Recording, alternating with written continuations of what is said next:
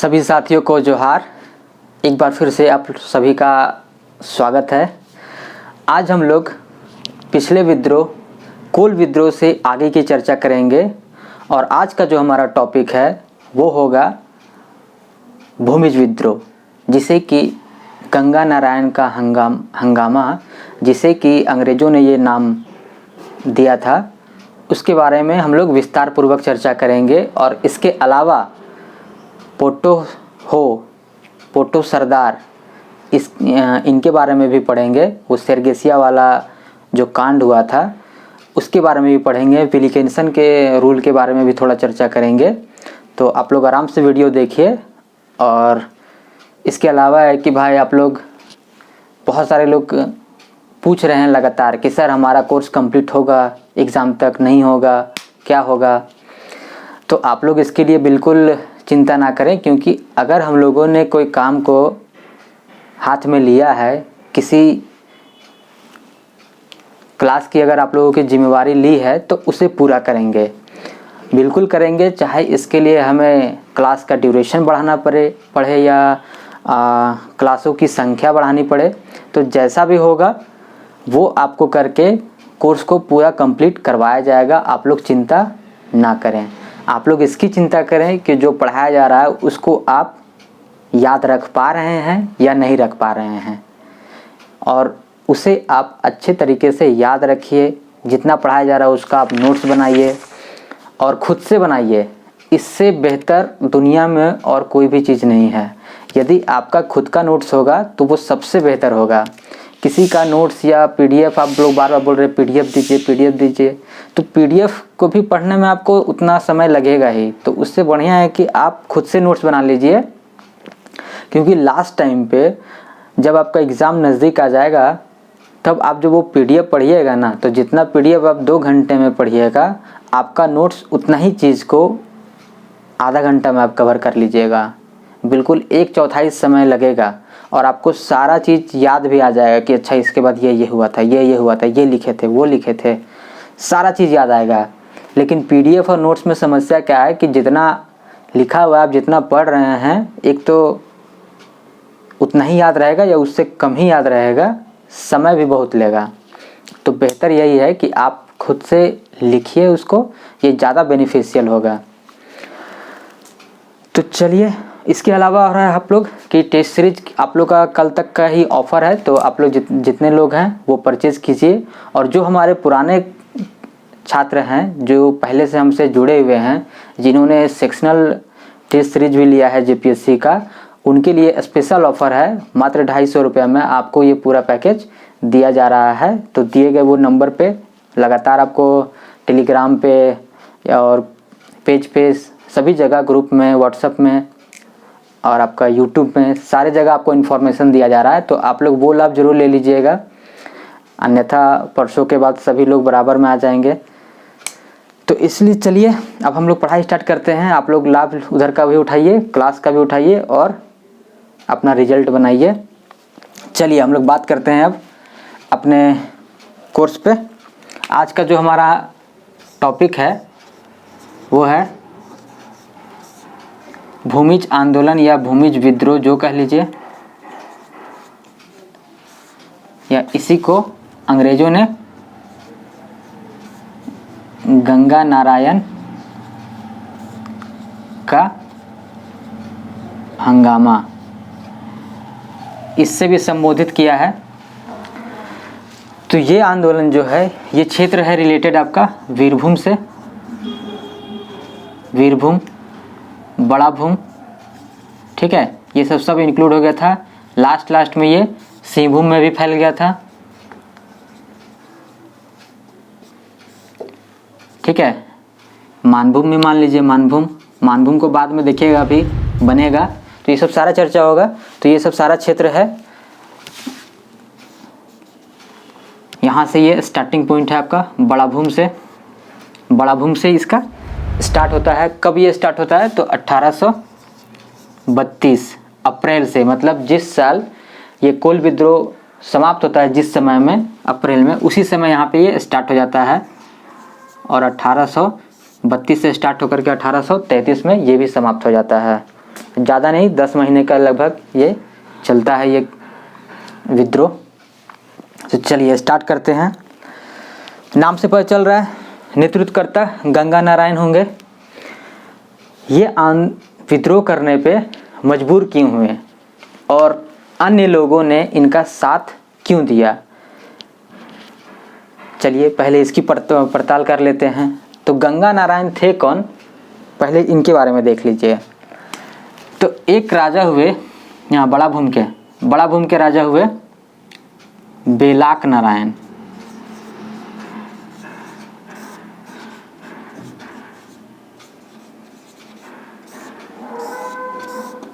ठीक है, इनके 2 पुत्र थे,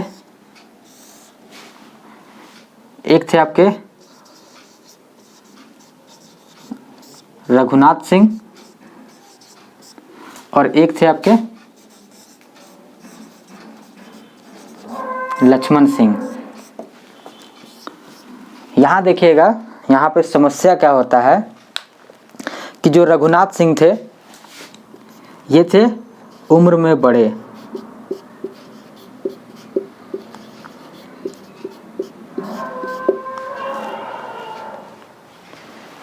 ये थे भाई साहब उम्र में छोटे।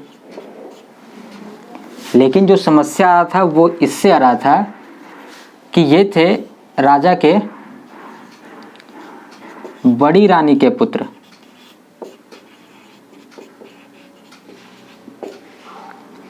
बड़ी रानी के पुत्र थे ये। और ये जो रघुनाथ सिंह थे ये थे छोटी रानी के पुत्र। अब यहाँ पे फिर से वही कॉन्ट्राडिक्शन स्टार्ट, महाभारत वाला कहानी स्टार्ट। उम्र में बड़ा कोई और है लेकिन बड़े राजा का बेटा कोई और है। ठीक है, तो यहाँ पे भाई गद्दी पे बैठेगा कौन, जो इनका पहले से जो कल्चर चला आ रहा था परंपरा से, उसके हिसाब से ये था कि जो बड़ी रानी का पुत्र होगा वो गद्दी का असली हकदार होगा। लेकिन अंग्रेज जो थे उनका मानना था कि जो पुत्र बड़ा होगा, उम्र में बड़ा होगा, वो गद्दी का हकदार होगा। समस्या यहाँ स्टार्ट। गद्दी का लालसा इसे भी है, दोनों को है। अब माना तो माना क्या जाए। ये भाई साहब जो थे बेलाक नारायण, इनकी हो गई मृत्यु। उसके बाद उत्तराधिकार युद्ध के लिए ये दोनों अपना लड़ाई स्टार्ट। तो अंग्रेज अक्सर क्या करता था, ऐसा ही मौका ढूंढता था कि राजा लोग अपने में पहले लड़े, तब हम किसी एक का पक्ष लेंगे और उसको अपने एहसान के बोझ तले दबा लेंगे और उसके बाद उसको अपना अधीनता भी स्वीकार करा लेंगे। तो ये दोनों काम किए। ये भाई साहब क्या किए, रघुनाथ सिंह, इनका मानना था कि बड़ा जो बेटा है उम्र में वो गद्दी का असली हकदार है, तो इसे राजा बनने के लिए सपोर्ट कर दिए। और ये लक्ष्मण सिंह को इसको डाल दिए जेल में। ठीक है, समय घूमता है। अब आगे फिर चलिए, फिर आगे हम लोग देखते हैं। इसके भी भाई साहब रघुनाथ सिंह के भी 2 पुत्र, एक का नाम गंगा गोविंद सिंह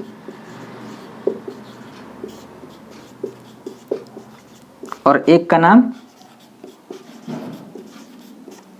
माधव सिंह।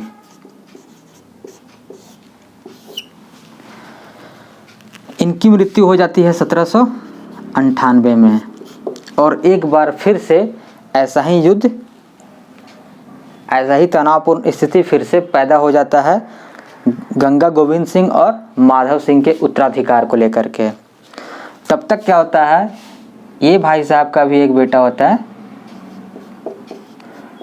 गंगा नारायण सिंह। यही इस विद्रोह के नेतृत्वकर्ता ठीक है। अब ये क्या करते हैं कि इन दोनों में बनता नहीं था, तो ये क्या किए, जब इनके बीच जब झगड़ा होने लगा उत्तराधिकार को लेकर के, तब गंगा नारायण ने सपोर्ट कर दिया इन्हें। अच्छा ये अभी एक मिनट, यहाँ पे ये क्या हुआ, लक्ष्मण सेन तो जेल चले गए, लेकिन इनको भाई गुजारा के लिए कुछ तो चाहिए था, तो इनको क्या किया गया, खोरपोश, जैसे है ना महाभारत में इंद्रप्रस्थ दे दिया गया था, उसी तरह गुजारा भत्ता के लिए, तो उसी तरीके से इनको भी खोरपोश के रूप में एक जगह नाम था पांच सरदारी, परगना था एक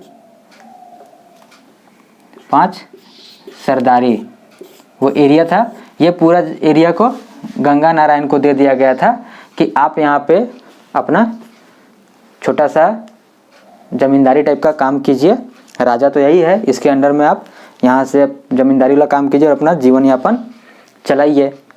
तो उस समय में फिर जब इन लोग दोनों का जब लड़ाई होने लगा, तो इन लोग दोनों में बनता नहीं था, तो ये क्या किए भाई साहब, सपोर्ट कर दिए गंगा गोविंद सिंह का। अब ये लोग दोनों में हो गया, पहले से तनाव था, अब और तनाव बढ़ गया। माधव सिंह बोला अच्छा, ये भी था बहुत चालाक आदमी और ये भी बहुत होशियार आदमी भाई, इनके मन में कहीं ना कहीं था अंग्रेज़ों के प्रति तो नफरत पहले से भी था। ये कई बार अपील किए कि भाई मेरे पिताजी असली हकदार हैं गद्दी के, इनको गद्दी दिया जाए, कोई सुनवाई नहीं हुआ। तो भाई अंग्रेज़ों से तो खार खाए हुए थे, इससे भी खार खाए हुए थे, तो अब ये क्या किए, इसका सपोर्ट कर दिए। इन लोग दोनों में हो गया लड़ाई और भी मतलब मनमुटाव, बोला ठीक है मौका आने पे बताएंगे। तो होशियार आदमी ये भी थे, उस समय नहीं लड़ाई किए, बोले ठीक है रुको, समय आने पे सब चुकता किया जाएगा। तो ये इसका सपोर्ट कर दिए और अंग्रेज़ों ने भी इसी का सपोर्ट किया, गंगा गोविंद सिंह का। ये भाई साहब राजा बन गए और ये भी जब देखे कि भाई मेरा राजा बनने का उम्मीद है नहीं, तो ये दोनों में कर लिए क्या, ये दोनों कर लिए समझौता, झगड़ा समाप्त करके समझौता कर लिए माधव सिंह गंगा गोविंद सिंह से समझौता कर लिए। अब क्या होता है कि ये बन गए राजा और ये बन गए इसके दीवान, प्रधानमंत्री जो कह लीजिए, मंत्री, महामंत्री, ठीक है, मुख्य, तो ये बन गए। अब ये क्या किए, गद्दी पे बैठने के बाद सबसे पहले इस तो भाई दोनों में सहमति हो गया था, सारा अधिकार क्षेत्र तो ये मतलब अपना अपना अधिकार तो बना ही लिए थे, विश्वास हो ही गया था कि ठीक है हम लोग दोनों भाई हम लोग शासन चलाएंगे। फिर उसके बाद ये क्या किए, बोले रुको इसको बताते हैं, मेरा सपोर्ट नहीं किया, उल्टा विरोध कर रहा था। तो ये जब दीवान बने तो सबसे पहले माधव सिंह गंगा नारायण से पांच सरदारी वाला जो एरिया था वो सब छीन लिए हैं, ठीक है। राजा की ओर से जो इन्हें भत्ता दिया जाता था, ठीक है, जीवन यापन के लिए, इसे भी माधवराव ने क्या किया, बंद करवा दिया, इसको पूरा रोड पे ला दिया। इसके अलावा भी और क्या प्रताड़ित करने लगा कि भाई इसका कोई भी अगर मदद करेगा, मेरे क्षेत्र का कोई भी अगर आदमी मदद करेगा, माधव सिंह का कहना था कि कोई भी मदद करेगा तो उस पर ₹1.25 का दंड लगाता था। ₹1.25 इस समय में देख लीजिएगा, काल से तुलना कीजिएगा ना तो सोचिएगा ₹1.25 क्या था, दे देंगे, मुंह पे फेंक के मारेंगे, ऐसा नहीं था। काल देख लीजिएगा 1798 है, अभी से आपका 200 साल से भी पहले, तो उस समय में ₹1.25 बहुत बड़ा रकम हो जाया करता था। तो उस पर इतना फाइन लगाता था और धमकाता भी था कि आगे से इसका कोई मदद मत करना। ये बेचारा गंगा नारायण जाते थे जमींदार के पास, आसपास का जो जमींदार था, जैसे है ना, ये तो राजा हो गया ना, राजा, दीवान और बाकी छोटे छोटे जमींदार तो होता था ना, तो ये भाई जाते थे कि भाई कुछ मदद करो। ये बोलता था ना भैया, वो वहाँ बैठा हुआ है, सेंटर में है, ठीक है, हम ही को गद्दी से उतार देगा, कि जब तक यहाँ पे माधव सिंह है तब तक हम लोग कोई मदद नहीं कर सकते हैं। ये बेचारा थक हार करके पूरा परेशान लास्ट में ये क्या, वैष्णव धर्म अपना लिए। ठीक है, वैष्णव धर्म अपना लिए और कमोबेश साधु बन गए भाई साहब। ठीक है, अभी साधु बने, बाद में विद्रोही बनेंगे। इतिहास में आप लोग देखे होंगे, डकैत से कोई साधु भी बना था, उनका अलग ही एक इंटरेस्टिंग कहानी है। खैर अभी यहाँ पे उसका ज़रूरत है नहीं। तो यहाँ पे देखिए,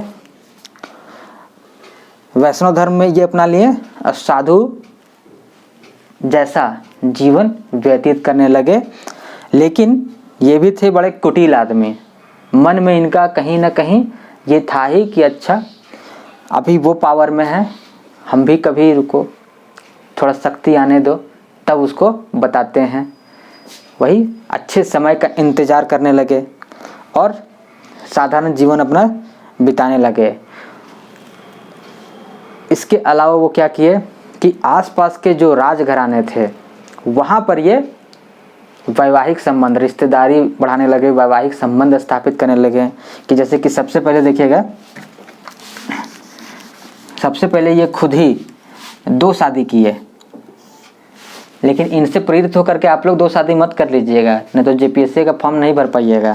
तो इसलिए 2 शादी मत कीजिएगा, एक ही शादी। यहाँ देखिए इनका ये 2 शादी किए।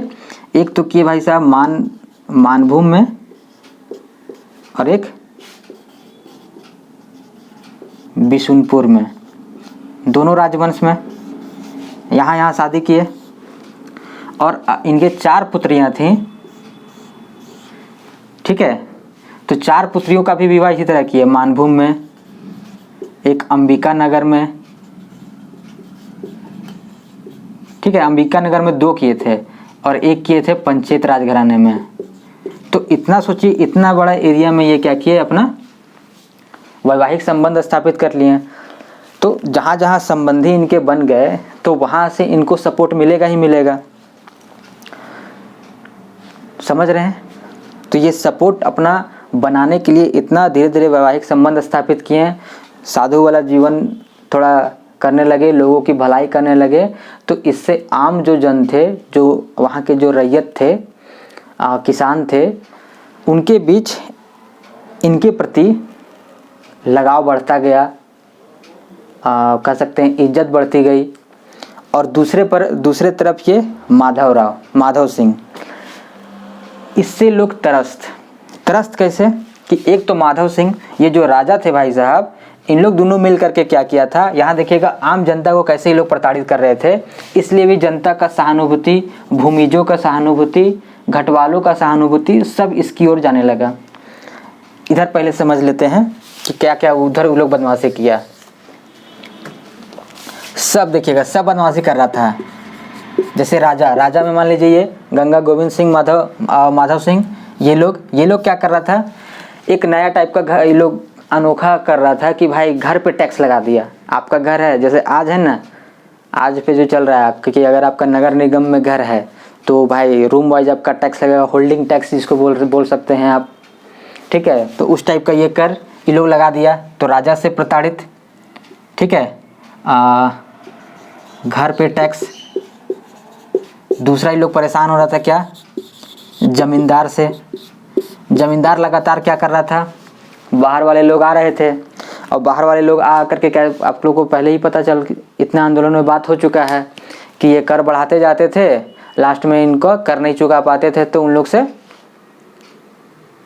उनका ज़मीन ही छीन लेते थे। जो वो किसान उस ज़मीन का भूमि का मालिक था, वो सिर्फ वहाँ पर एक अब मजदूर बन के रह गया। तो इस तरीके से वो क्या कर रहा था, ज़मीन हड़प रहा था। ठीक है, राजा के घर पे तो टैक्स लगाया ही था। जो पुलिस वगैरह रहता था, पुलिस वो अलग ही था इसका। ठीक है, कि अलग ही भाई कोई चीज़ पे हड़का के पैसा ले। ठीक है, ये घूस वाला। एक स्पेशल था नमक दरोगा।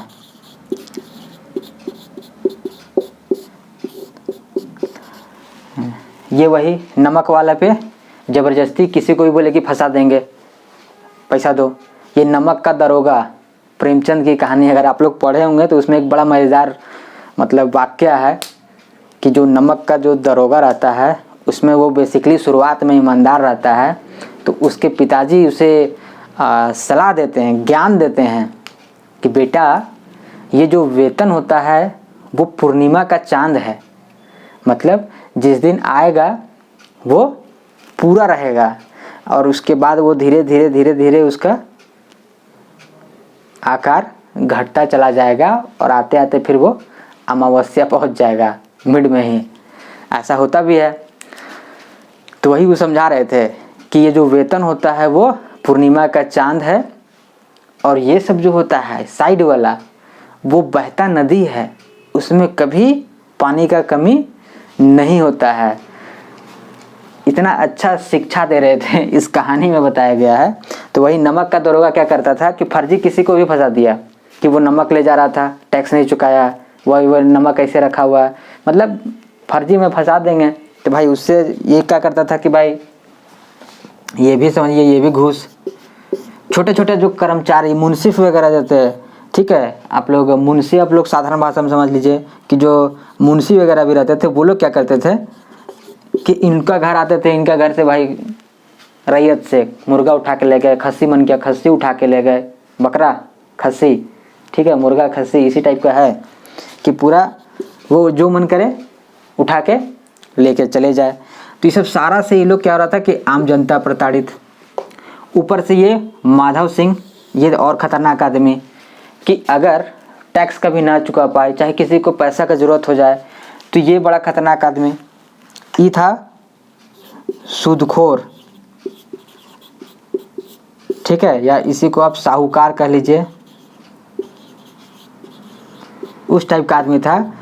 पैसा देता था, बहुत हाई इंटरेस्ट लेता था और बहुत सख्ती से, मतलब आप एक बार आप अगर इसके जाल में फंस गए तो यहीं आप घूमते रहिएगा, वापस निकल के जाने का कोई मौका नहीं है।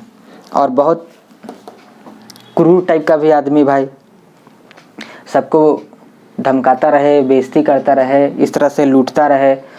तो पूरा छवि एक तो हो गया ना कि सरकार के प्रति एक तो खराब ये सब कर दिया पूरा, और राजा के प्रति ये कर दिया। तो आम जन जो थे घाटों पर, जो बोलते हैं ना घाटों पर भी लोग टैक्स लगा दिया, पुलिस अलग वसूले, राजा अलग टैक्स मांगे। तो वही घटवाल वगैरह भी, जो घटवार थे घाटों की रक्षा करने वाले, ठीक है, वो लोग भी इससे नाराज।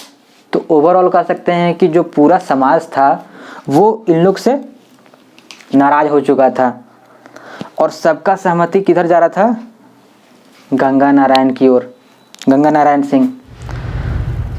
फिर 1832 में धीरे धीरे जब ये भी देखे कि हाँ भाई हमारे सपोर्ट में बहुत सारे लोग अब आ गए हैं, आम किसान जो हैं, आम रैयत हैं, वो भी हमारे पक्ष में हैं, तब जा कर के ये क्या करते हैं, ये माधव सिंह जो है, यहाँ पे देखिएगा, गंगा नारायण जब पूरा अपने आप पे संतुष्ट हो जाते हैं कि हाँ भाई अब पूरा जनता हमारे सपोर्ट में है, तब जा कर के ये अप्रैल में 1832 का अप्रैल था महीना, अप्रैल महीना में 1832 में ये इसकी हत्या कर देते हैं। और हत्या करने का इनका बड़ा अनोखा तरीका था। गंगा नारायण सिंह के बारे में था कि जब भी ये विद्रोहियों को मारते थे, मतलब विद्रोही बोल सकते, मतलब इनको विरोधियों को जब भी ये मारते थे तो इनका कोडवर्ड था, जिनको भी मारना होता था तो ये अपने जो साथी थे, इनके जो अनुयायी थे, उनको कहते थे कि भाई इसको घाट पार लगा दो, मतलब घाट के पार कर दो, घाट समझ रहे हैं ना। तो इसका मतलब यही होता था कि उसको ले जा कर के मार दो। तो जब भी बोला जाता कि भाई इसका घाट पार लगा दो, तब वहाँ का ये लोग क्या करते थे, यहाँ दिख रहा है कि नहीं, ऊपर लिखते हैं, यहाँ पे लिख दे रहे हैं,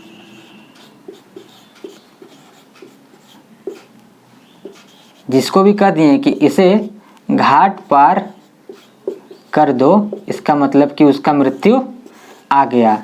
तो वहीं पर एक पहाड़ी था दुलमा, तो दुलमा पहाड़ी पर उसे ले जाना है और वहाँ उसको मार देना है। तो अप्रैल में 1832 में एक समय आया कि इसको बोला गया कि माधव सिंह का क्या करना है, इसको भी घाट पार कर देना है। तो इसको भी ले जाएगा दुलमा पहाड़ी। और ये इतना मतलब अन्याय सहते सहते सहते सहते क्रूर हो गए थे अंदर अंदर से इनके प्रति कि भाई क्रूरता देखिएगा क्या किए ये भाई साहब। पहले तो मारे अपने तीर माधव सिंह को, ये हो गए अधमरा। उसके बाद जितना घटवाल सरदार थे, इनके जितने सहयोगी थे, सबको बोले कि सब एक एक तीर मारो। सब मारा एक एक तीर, मतलब पूरा इसको बुरी तरीके से मारा गया। तो इसको मार दिया। अब इन लोग जब मारा तब अब बोला कि अब भाई पूरा एकदम होता है ना एक ठो जोश से भर जाना है कि अब तूफान मचा देंगे, सारा कुछ बोलते हैं तोड़ के रख देंगे। चल दिए ये लोग भाई लोग आगे डायरेक्ट बड़ा भूम मार्केट, ठीक है।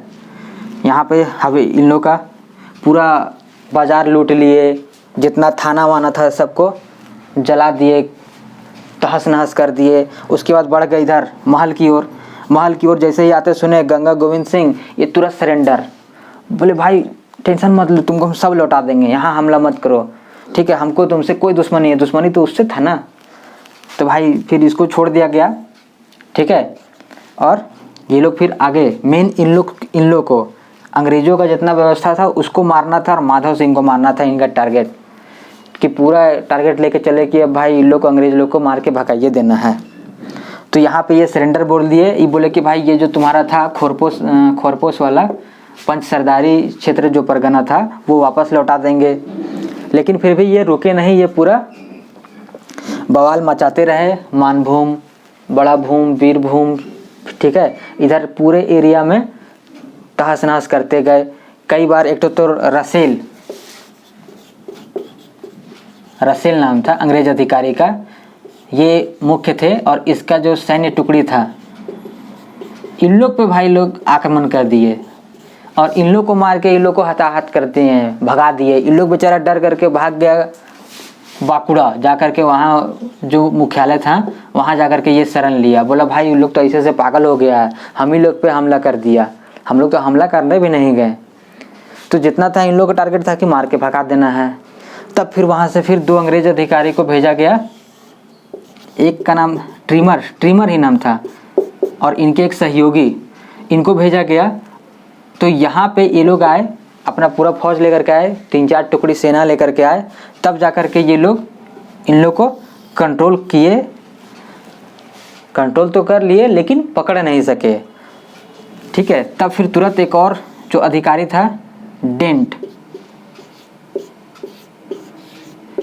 नाम सुने हैं, कल भी ये क्लास में हुआ था। विलिकिंसन के जो सहयोगी के रूप में नियुक्त किया गया था डेंट को, उसी को भेजा गया कि जाओ इन लोग को कंट्रोल करो। ये आया इन लोग को, तो ये काफ़ी कंट्रोल किए। जितना इन लोग का सहयोगी था, बहुत को युद्ध हुआ, उधर भी कई लोग मरे अंग्रेज़ों के, इधर भी कई लोग मरे। लास्ट में वो बोला कि भाई गंगा नारायण और इसके जो मुख्य 4-5 साथी थे उनको छोड़ करके बाद बाकी सबको माफ़ कर दिया जाएगा अगर अब तुम लोग आत्मसमर्पण कर देता है तो। लेकिन इन लोग को माफ़ नहीं किया जाएगा, इन लोग को मौत का सज़ा मिलेगा ही मिलेगा। ताकि कितना अंग्रेज अधिकारी को भी लोग अंग्रेज को भी मार दिया, युद्ध हुआ तो भाई मरा ही ना। बोला उन लोग को तो नहीं छोड़ा जाएगा, बाद बाकी तुम लोग को छोड़ दिया जाएगा। लेकिन इन लोग बोला नहीं, हम लोग ऐसे सरेंडर आत्मसमर्पण नहीं करेंगे। और इन लोग क्या हुआ, इन लोग निकल गए। इन लोग को पता चला कि भाई सिंहभूम में अबर ही आंदोलन हो रहा था, विद्रोह हो रहा था, ठीक है। तो इन लोग क्या हुआ, लास्ट तक ये लोग निकल गए। 1832 के ही लास्ट में ये लोग चल गए।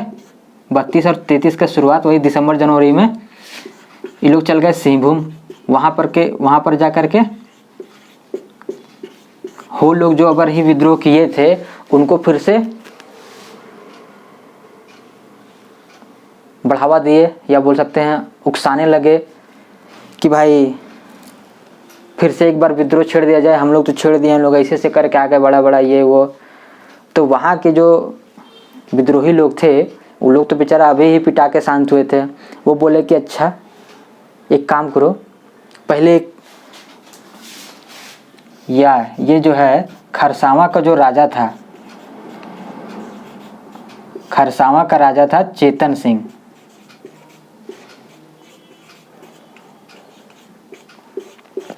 खरसावां का राजा था चेतन सिंह। बोला पहले उसको मारो, अगर उसको मार दिया तो हम लोग पूरा साथ देंगे तुम्हारा।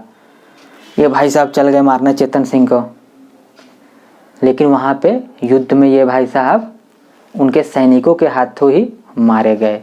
चेतन सिंह से युद्ध भी नहीं हुआ, उससे पहले ही ये इनकी मृत्यु हो जाती है। हालांकि ये युद्ध था काफ़ी वीरतापूर्वक वाला, काफ़ी वीरतापूर्वक लड़े, बहुत सारे लोगों को पहले मारे तो लास्ट में खुद भी मारे गए। एक चीज़ छूट गया, इन पे क्या किया था ना सरकार, जब रसेल पे हमला कर दिया था ना, तब 1000 का इनाम रखा गया कि भाई जो इसको जिंदा या मुर्दा पकड़ेगा 1000 इनाम दिया जाएगा। फिर जब ये डेंट से भी नहीं पकड़ाया और ये भाग के आ गए सिंहभूम, तब इन पे इनाम रख दिया गया था 5000। तो यहाँ पे जब ये आए चेतन सिंह के यहाँ पे, तो इनका मृत्यु हो गया। और फिर ये चेतन सिंह बड़ा ही वीरता दिखाते हुए क्या किए, कल भी जो बात हुआ था, बुद्धू भगत, उनके भाई साहब और भतीजा, तीनों का सर काट करके यही आयुक्त के यहाँ रखा गया था प्रदर्शनी में। फिर वही घटना हो गया। चेतन सिंह क्या किया, गंगा नारायण सिंह का सर काट करके उसी तरीके से फिर पेश किया गया। यहाँ के आयुक्त चेतन सिंह किसको प्रस्तुत करता है, तो यहाँ के आयुक्त थे, यहाँ लिखते हैं विलिकिंसन। यहाँ दिख रहा है आप लोग, यहाँ देख लीजिए, यहाँ पे लिख देते हैं नाम चेतन सिंह। फिर ये कटा हुआ सर लेकर के आया विलिकिंसन को।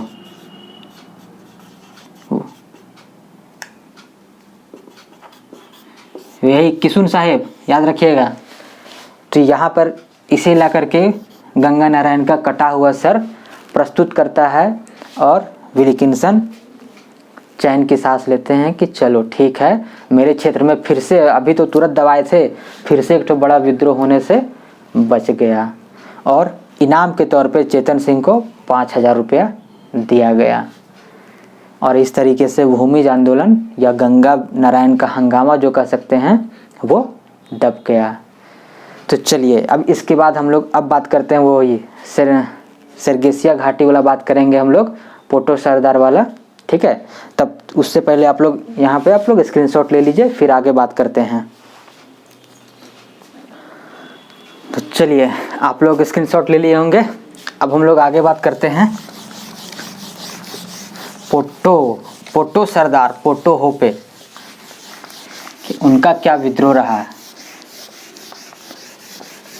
सेरेगसिया विद्रोह। तो चलिए हम लोग उस पर बात करेंगे। आप लोग देखिए अभी SWFA का जो गठन हुआ था वहाँ से अब कहानी स्टार्ट करेंगे।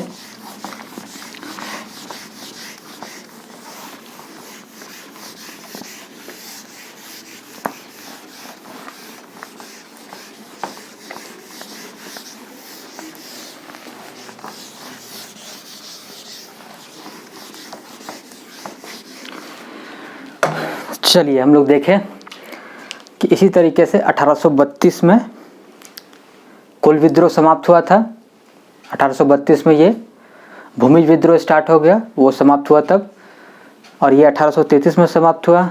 1834 में मतलब बताए थे कि फिर ये डेंट और विलिकिंसन के नेतृत्व में अंग्रेज़ों ने कहा कि इसका पता लगाने की ऐसा विद्रोह क्यों हो रहा है। तब वो लोगों ने कहा था कि इस टाइप का उन लोगों का कुछ परंपरागत जो ट्रेडिशन चलते आ रहा है, परंपरागत जो इन लोग का संस्कृति है, उन लोग से हम लोग छेड़छाड़ कर दे रहे हैं, उनका अधिकार को हड़प ले रहे हैं, और कुछ ज़मींदारों का शोषण भी इस पे, और जो व्यवस्था है हम लोग का पूरा पुलिस द्वारा और ये सब सारा कुछ, ये सब इन लोग को विद्रोही बना रहा है। तो इसके बाद इन सब क्षेत्रों को क्या किया गया था, जहाँ जहाँ ये क्षेत्र थे, जैसे कि जंगल महाल वाला जो क्षेत्र था उधर मानभूम वीरभूम, जहाँ से ये सब चल रहा था अभी जो हम लोग बात किए हैं, गंगा नारायण वाला जो क्षेत्र था वो सबको मिला करके क्या हुआ था, कुछ कुछ क्षेत्र में बांट दिया गया और एक नया डिस्ट्रिक्ट मानभूम का गठन किया गया था। ठीक है, उधर मानभूम में किया गया और उसको फिर मान बाजार जो था उसका मुख्यालय बनाया गया, मतलब आप समझ लिए धनबाद। और उसके बाद फिर कुछ दिन के बाद उसका पुरुलिया उसका मुख्यालय चेंज कर दिया गया। ये तो हो गया उधर का बात। इधर का बात हम लोग अब करते हैं कि 1834 में, ठीक है, SWFA, इस पे कल भी बात हुआ था, साउथ वेस्ट फ्रंटियर एजेंसी, ठीक है, दक्षिण पश्चिम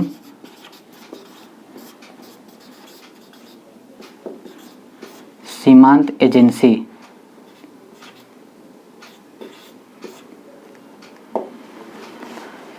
इसका गठन किया गया था। अब इसके अंतर्गत क्या किया गया कि ये क्षेत्र गठन कर दिया गया, कोल्हान वाला क्षेत्र था, ये वाला मिला करके जहाँ जहाँ ये विद्रोह हो रहा था, कोल विद्रोह, सिंहभूम वाला कुछ क्षेत्र को मिला करके उस एरिया को, ठीक है, कुछ इधर वाला बसिया उसिया मिला करके, और इधर जो बात बाकी इधर जो एरिया रह गया इससे बसिया से इधर वाले सब क्षेत्र में, तो उधर लोहरदगा एक अलग डिस्ट्रिक्ट बना दिया गया। तो ये सब सारा कुछ किया जा रहा था। तो मेन यहाँ पे हम लोग बात करना है साउथ वेस्ट फ्रंटियर एजेंसी, जो कोल्हान क्षेत्र और सिंहभूम वाले कुछ क्षेत्र को उधर वाले सबको मिला करके बनाया गया था और इसका मुख्यालय बना दिया गया था किशुनपुर। किशुनपुर मतलब कि आज का रांची, इसे इसका मुख्यालय बनाया गया।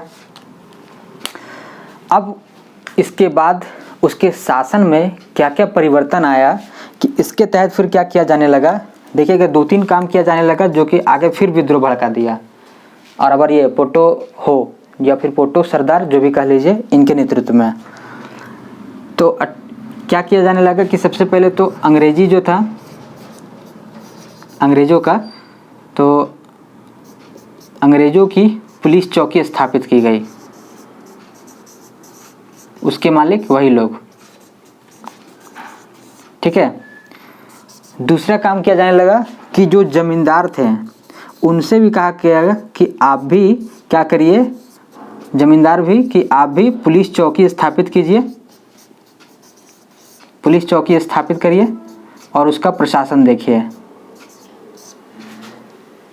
और क्या किए ये लोग कि जो विल्किंसन साहब थे, भाई साहब, तो विल्किंसन ने क्या किया, उसने कुछ मुंडामान की,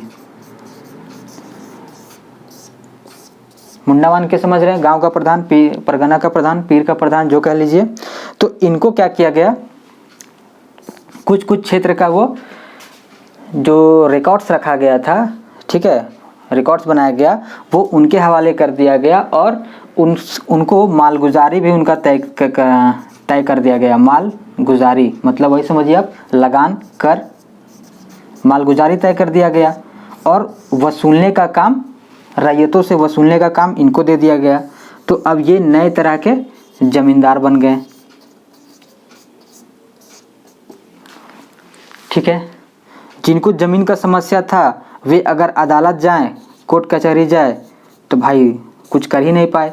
वहाँ पे चले इंग्लिश, इन लोग बोले मुंडारी, ना इसका भाषा वो समझे ना उसका भाषा ये समझे, बीच में जो वकील रहे वो दोनों तरफ से खूब मजा ले। तो ये सब चीज़ हुआ। तो ये जो सबसे खतरनाक ये दोनों चीज़ हो गया, ये जमींदार और ज़्यादा शोषक हो गया, क्योंकि अब इसको पुलिस वाला जो गठन करने का, उसे संचालित करने का भी पावर मिल गया।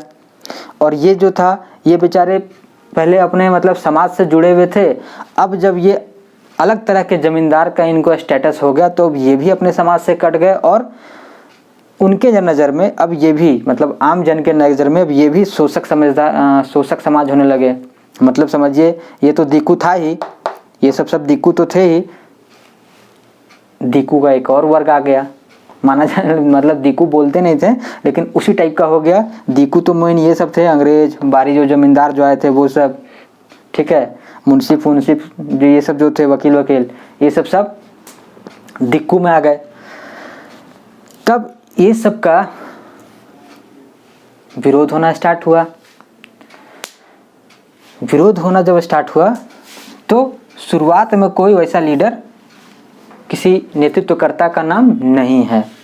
तो विरोध होना स्टार्ट हो गया 1834 में ये लगा, और उसके बाद धीरे धीरे 35-36 तक ये इसका विरोध होना स्टार्ट हो गया। तब जाकर के 1837 में, ठीक है, 1837 में शुरुआती में ही फरवरी माह 1837 में विल्किंसन जो यहाँ के आयुक्त थे, प्रशासक थे, ठीक है, वो क्या किए, इन हो लोगों को कोल्हान क्षेत्र में हो जनजाति ये विरोध कर रहे थे, तो ये हो जनजाति को दबाने के लिए पूरा कोल्हान में आतंक मचा दिए। अब आतंक मचा दिए तब फिर ये क्या हुआ, पूरा उनको पकड़ा जाने लगा, मारा पीटा जाने लगा, गांव जलाया जाने लगा। तब ये आत्मसमर्पण करती है भाई साहब, तुरंत अप्रैल तक ये आत्मसमर्पण कर दिए, और उसके बाद ये क्षेत्र कुछ दिनों के लिए शांत हो गया। और जो हो लोग थे कोल्हान क्षेत्र के, उन्होंने अधीनता स्वीकार कर ली, या फिर बोल सकते हैं आत्मसमर्पण कर दिया।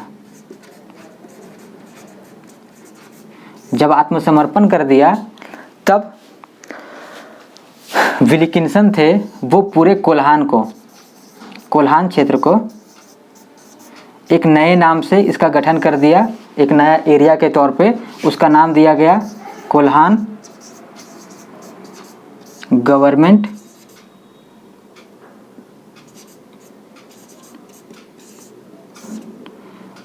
ई स्टेट, ठीक है, कोल्हान गवर्नमेंट ई स्टेट। और इसका इसका जो उपायुक्त बनाया गया, वो बनाया गया टिकेल को। एक टिकेल नाम के अधिकारी थे, उसको आयुक्त बनाया गया। और विल्किंसन ने ही इसे कि भाई इस क्षेत्र में कोल्हान में कैसे आपको शासन करना है, इससे संबंधित टिकेल को 31 नियम, जिसमें एक ऐसा नियम का सूची सौंपा, नियम का मतलब पूरा वो सूची सौंप दिया कि भैया यहाँ पे देख लो, ऐसे ऐसे ऐसे ऐसे यहाँ पे इसका प्रशासन चलाना है।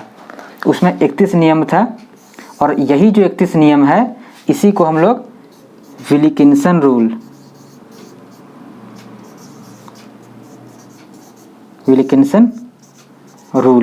इस नाम से हम लोग जानते हैं। जब CNT SPT पढ़ाया जाएगा आप लोग घबराइए मत, ये ख़त्म हो जाएगा, तो अभी से बकाइए मत, एकदम इत्मीनान से रहिए। जब ये हिस्ट्री ख़त्म होगा हम लोग कल्चर में जाएंगे, उसके बाद हम लोग CNT SPT में भी जाएंगे। समय आने दीजिए, समय आने के साथ उसको भी पढ़ाया जाएगा। और उसके बाद ये सब सारा जितना जो रूल है ज़मीन से रिलेटेड चाहिए, सब विल्किंसन रूल और 1869 वाला CNT SPT सारा कुछ होगा, तो चिंता करने का बात नहीं है, आराम से देखिए। विल्किंसन रूल हम लोग वहाँ पढ़ लेंगे। अभी फ़िलहाल इतना ही है कि विल्किंसन ने 31 नियमों का एक सूची सौंपा था टिकेल को, जो यहाँ कोल्हान गवर्नमेंट स्टेट, जिसका कि गठन 1837 में किया गया था, 1837 में किया गया था। इसके प्रशासन के लिए 31 नियमों की एक सूची सौंपी थी, जिसे कि विल्किंसन रूल कहते हैं। तो यहाँ तक क्लियर है। अब इन लोग को लगा कि ये तो शांत हो गया, मामला इधर शांत हो गया, कुछ दिन शांति रहा भी, लेकिन फिर विद्रोह भड़क गया वही 6-7-8 महीना के बाद, नवंबर 1837 में। और अब यहाँ पे नेतृत्व करने लगे पोटो हो कह लीजिए, या पोटो सरदार, ठीक है, पोटो हो या पोटो सरदार। अब इनका कहना क्या था, पोटो हो या पोटो सरदार, इनका कहना था कि आपका जो ये आत्मसमर्पण किया, ये फिर ये आपका ये जो अधीनता स्वीकार किया, ये उत्तरी कोल्हान के लोगों ने किया, हम लोगों ने नहीं किया है। तो हम लोग इस चीज़ को नहीं मानते हैं, आपका ये कोल्हान गवर्नमेंट ये स्टेट और इसका ये जो 31 रूल विल्किंसन रूल जो है, ये सब हम लोग नहीं मानेंगे। और इन लोग फिर विद्रोह छेड़ दिया। इनके और भी साथी कुछ 4-5 प्रमुख लीडर थे, ठीक है, जैसे पोटो हो, देवी हो और क्या था, रुंका हो, इस टाइप का कुछ और नाम था। तो मेन आपका पोटो हो प्रमुख नेतृत्वकर्ता में रहे, तो इन्हीं का नाम ज़्यादा है और इसी को पढ़ना है हम लोग को।